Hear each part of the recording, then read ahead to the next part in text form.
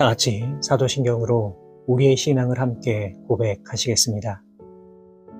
나는 전능하신 아버지 하나님, 천지의 창조주를 믿습니다. 나는 그의 유일하신 아들, 우리 주 예수 그리스도를 믿습니다. 그는 성령으로 잉태되어 동정녀 마리아에게서 나시고 본디오 빌라도에게 고난을 받아 십자가에 못 박혀 죽으시고 장사된 지 사흘 만에 죽은 자 가운데서 다시 살아나셨으며 하늘에 오르시어 전능하신 아버지 하나님 우편에 앉아 계시다가 거기로부터 살아있는 자와 죽은 자를 심판하러 오십니다. 나는 성령을 믿으며 거룩한 공교회와 성도의 교제와 죄를 용서받는 것과 몸의 부활과 영생을 믿습니다. 아멘. 다 같이 찬송가 15장 하나님의 크신 사랑 함께 찬송하시겠습니다.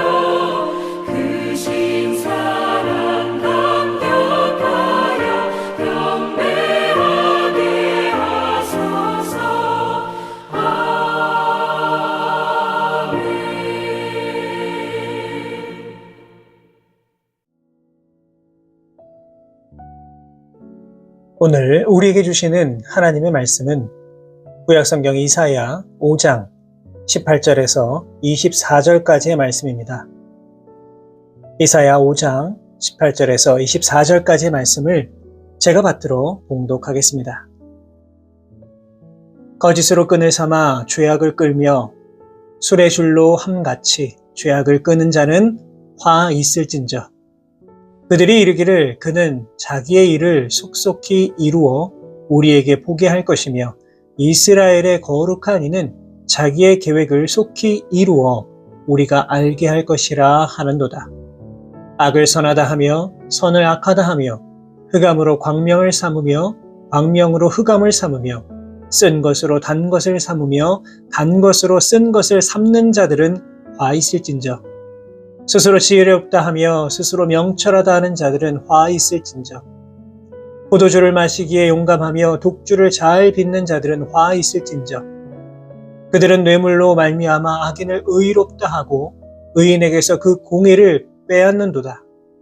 이로 말미암아 불꽃이 그루터기를 삼킴같이 마른 풀이 불 속에 떨어짐같이 그들의 뿌리가 썩겠고 꽃이 티끌처럼 날리리니 그들이 만군의 여호와의 율법을 버리며 이스라엘의 거룩하신 이의 말씀을 멸시하였음이라. 아멘. 이사야 말씀을 계속 읽어보면 반복되는 내용이 있습니다. 그것은 바로 범죄한 유다 백성을 향한 심판과 이 남은 자의 회복입니다. 그런데 이 말씀을 또 깊이 묵상해 보면 이러한 말씀은 유다 백성들에게만 주시는 말씀이 아니라 오늘을 살아가는 우리에게 주시는 말씀임을 또 보게 됩니다. 그렇다면 오늘 본문이 우리에게 말씀하고 있는 내용은 과연 무엇일까요? 먼저 본문 18절 말씀을 통해 거짓으로 끈을 삼아 죄악을 끌며 술의 줄로 함같이 죄악을 끄는 자는 화 있을진저라고 선포하고 있습니다. 이 말씀은 죄악에 집착하는 자들의 본 모습을 끈에 비유하여 말하고 있는 겁니다. 이들이 어떤 자들입니까? 죄악으로 끈을 삼고 그것으로 수레를 끄는 사람들입니다. 다시 말해서 무거운 수레를 끌 수 있을 만큼 큰 죄악에 붙들려 살아가는 사람들이다. 이러한 의미를 가지고 있습니다. 우리는 죄악이라고 하는 것이 얼마나 무서운 것이며 우리의 삶 속에 얼마나 큰 불행을 가져오는가 알고 있습니다. 성경에 나오는 하나님의 무서운 심판도 결국 인간의 죄악에서 시작되었음을 볼 수가 있습니다. 하지만 그럼에도 불구하고 여전히 많은 사람들이 그 죄악을 붙들고 살아갑니다. 이유가 무엇일까요? 본문 19절은 그 이유를 이렇게 설명하고 있습니다. 그들이 이르기를 그는 자기의 일을 속속히 이루어 우리에게 보게 할 것이며 이스라엘의 거룩한 이는 자기의 계획을 속히 이루어 우리가 알게 할 것이라 하는도다. 이게 무슨 뜻입니까? 아무리 죄악을 저질러도 심판이 없는 상황을 바라보면서 어디 한번 심판해봐라 하는 오만한 마음을 가지고 살아가기 때문에 죄악을 붙들고 살아가고 있다는 것입니다. 여러분 이해가 되십니까? 내가 아무리 죄를 지어도 지금 당장 심판이 없다라고 하여서 나는 계속해서 죄를 짓고 살아가겠다라고 하는 겁니다. 여러분 이 얼마나 어리석은 모습입니까? 그런데 곰곰이 생각해보면 어쩌면 이것이 우리들의 마음 저 깊은 곳에 있는 진짜 마음인지도 모르겠습니다. 내가 세상 속에서 수많은 죄를 짓고 살아가지만 나를 향한 하나님의 심판은 보이지 않습니다. 그러면 어떠할까요? 죄가 죄인 줄도 모르고 계속해서 죄에 빠지게 되는 것입니다. 우리 부모님들은 다 공감하시겠지만 아무리 자녀가 그럴듯하게 거짓말하여도 그것이 참인지 거짓인지 부모는 금방 알 수 있습니다.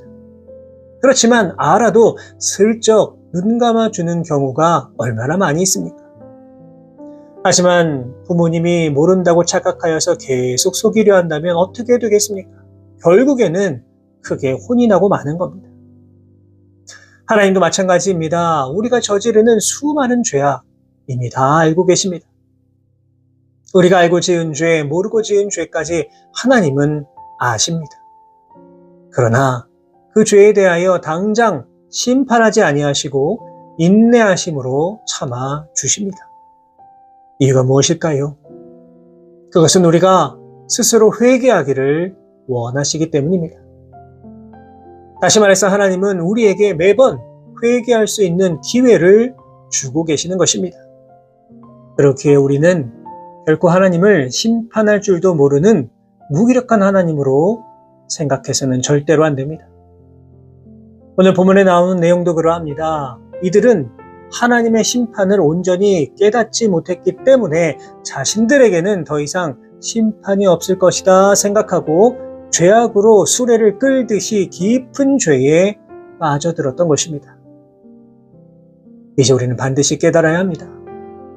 하나님의 눈은 이 시간에도 우리를 지켜보고 계십니다. 우리들이 하나님께서 삶의 현장에서 우리와 함께하고 계시고 우리의 행동, 우리의 모습, 우리가 내뱉는 말을 다 지켜보시고 죄악에 대한 분명한 심판이 있음을 기억하고 살아간다면 우리는 결코 함부로 죄악을 저지를 수가 없을 것입니다.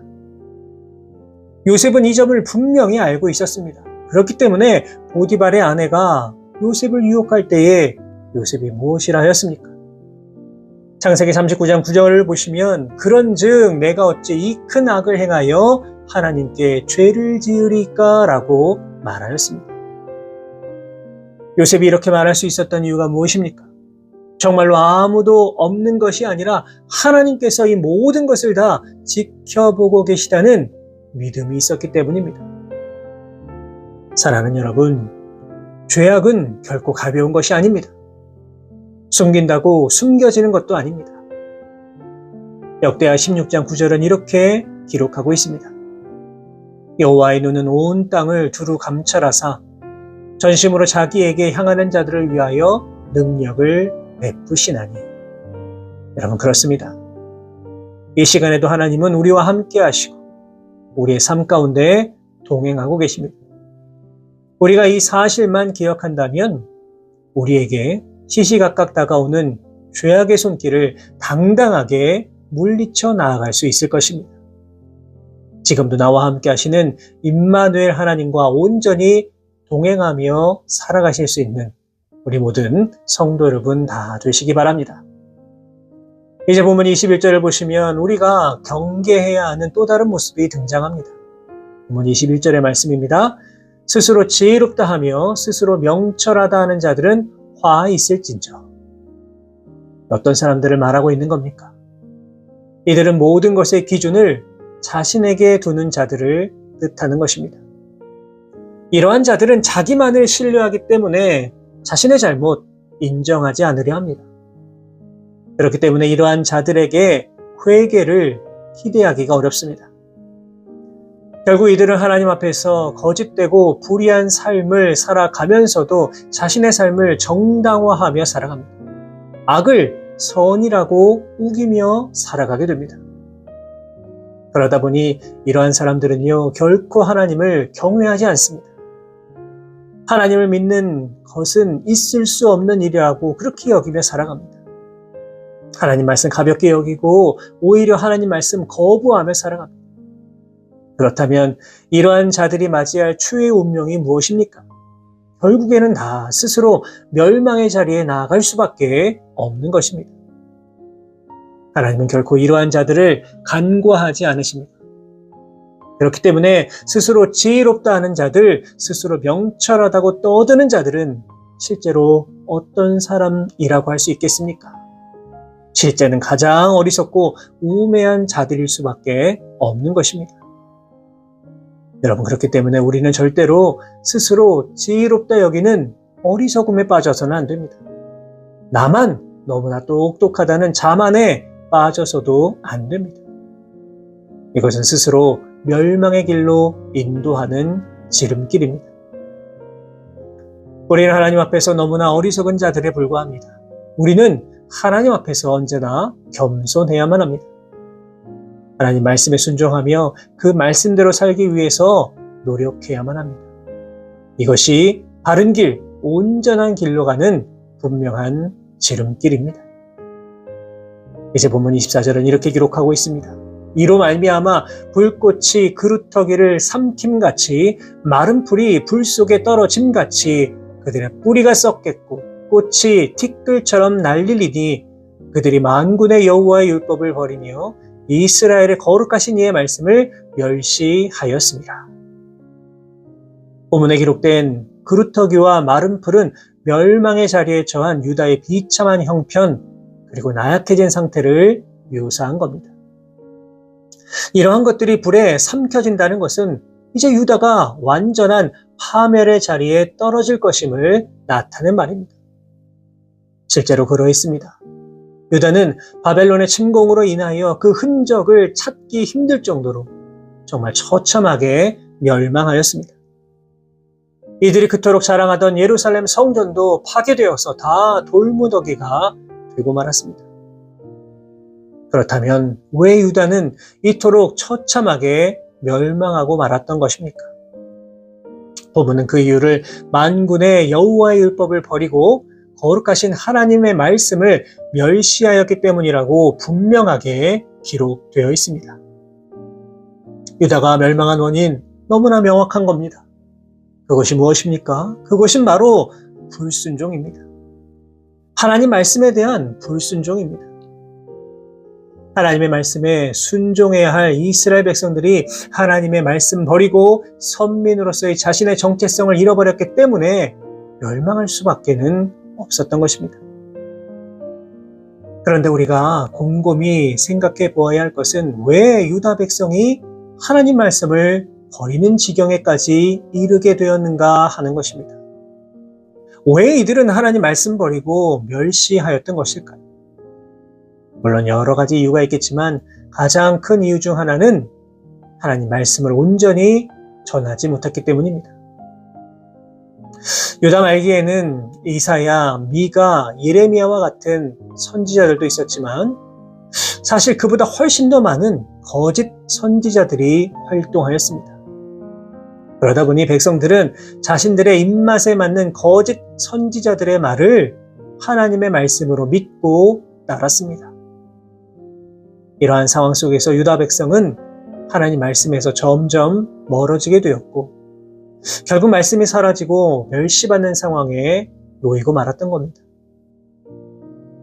그런데 이 시대도 마찬가지입니다. 정말로 중요한 것은 하나님의 말씀이 온전히 전파되어야 하고 성도들은 하나님 말씀에 온전히 순종하며 살아갈 수 있어야 합니다.